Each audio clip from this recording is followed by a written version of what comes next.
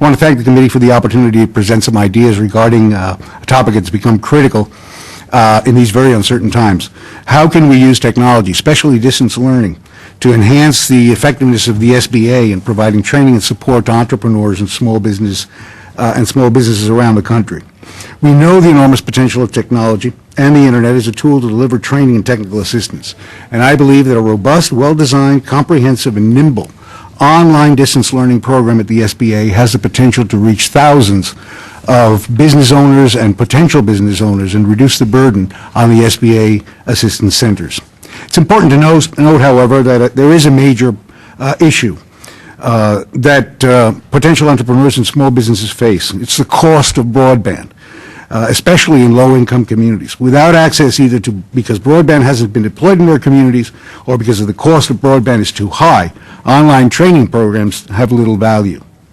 To address this issue, I'd like to propose and recommend to the committee the creation of an E-rate type program specifically for small businesses to access and cover part of the cost of broadband.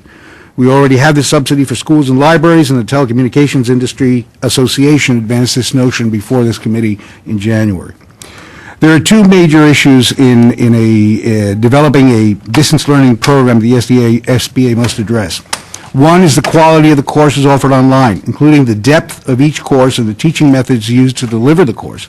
And second, the number and relevance of the courses that are actually available. Now, effective online training programs have several key characteristics. One, the content of the courses is interesting, relevant to the learner's needs, is of sufficient depth for the learner to master the subject matter. And just to give you an example, you cannot learn how to develop a business plan or the intricacies of securing a business loan in 35 minutes. They progress from the basics of the subject matter to more advanced topics in several well-thought-out steps or modules. They're interactive, where the learner becomes a participant in his own learning, using tools that engage the learner in learning activities and practice. This requires a learning management system, which the SBA does not have.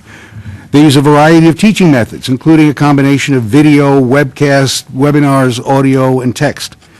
They're asynchronous, which means that the learner can access the program the courses at any time from anywhere and complete it at their own pace. The learners provided ongoing support through a learning process where the learners can ask questions they can go through as they go through the course with access to a tutor as well as other learners, where learning is assessed and usually feedback is provided to the learner throughout the learning process. Usually the learner ends up with a product.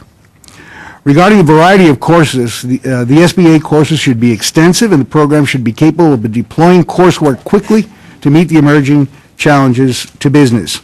The distance learning program should also be able to move quickly with the times, creating and offering courses that address emerging needs, such as the current economic downturn.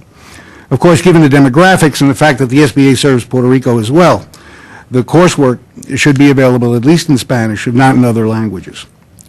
Distant learning is very cost effective. Developing courses and having them online today is actually quite cheap, especially with all the open source, free and secure network platforms that are available. The second major issue is deployment. How do you reach potential entrepreneurs, especially in lower income communities?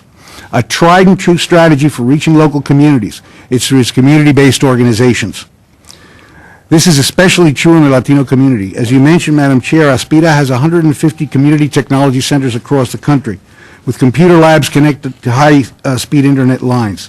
These centers can serve as entry points for potential entrepreneurs and small business where they can learn to use the computer, the internet, have access to the courses, have local coaches that can help them and refer them, all in an environment that is familiar, comfortable, and which they trust.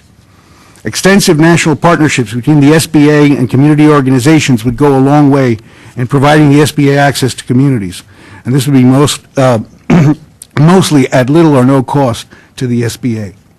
The SBA is going to be an effective promoter of new business and an effective partner in sustaining and growing existing small businesses. It is essential that it take advantage of the power of technology as a training and assistance tool, that it invest the resources it needs to create a robust, comprehensive online education program, and that it partner with communities to reach thousands who have the potential to start or grow businesses and hence create jobs. Thank you very much. I will be glad to answer any questions you have.